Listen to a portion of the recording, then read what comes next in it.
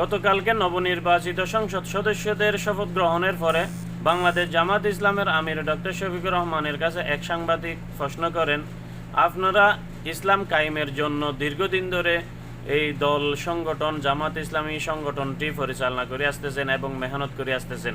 আপনাদের অনেক ত্যাগ তিতিক্ষা রয়েছে এবং মেহনত রয়েছে, এবং এইবার নির্বাচনেও আপনারা সফলতা অর্জন করতে পারেন নাই জনগণকে এত আশা আকাঙ্ক্ষা দেখাইয়া, এবং তাদেরকে অনেক সুযোগ সুবিধা দিবেন বলে ঘোষণা দেওয়ার পরও বাংলাদেশের জনগণ আপনাদেরকে গ্রহণ করে নাই কেন?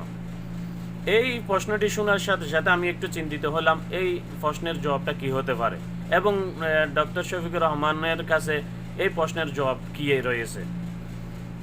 আসলে উনি শুষ্কভাবে এবং জ্ঞানীর পরিচয় দিয়ে এমন একটি প্রশ্নের জবাব দিয়েছেন, আপনারা শুনলে অবাক হয়ে যাবেন। উনি এই প্রশ্নের জবাবে বলছেন, বাংলাদেশ হচ্ছে 92% মুসলমানের দেশ, লক্ষ লক্ষ মসজিদে মুয়াজ্জিনরা আজান দিচ্ছে। এই আজান শুনে যারা আজানটাকে গ্রহণ করে মসজিদে আসে না তাদেরই ভুল, যারা আজান দেয় তাদের তো কোনো ভুল নাই। তদুরূপ ইসলাম কায়েমের জন্য, দিন কায়েমের জন্য আমরা মেহনত করতেছি, মানুষকে দাওয়াত দিচ্ছি, মানুষকে আমরা আহ্বান জানাচ্ছি। এই আহ্বান আমরা করতেছি, আমাদের কোনো ভুল নাই।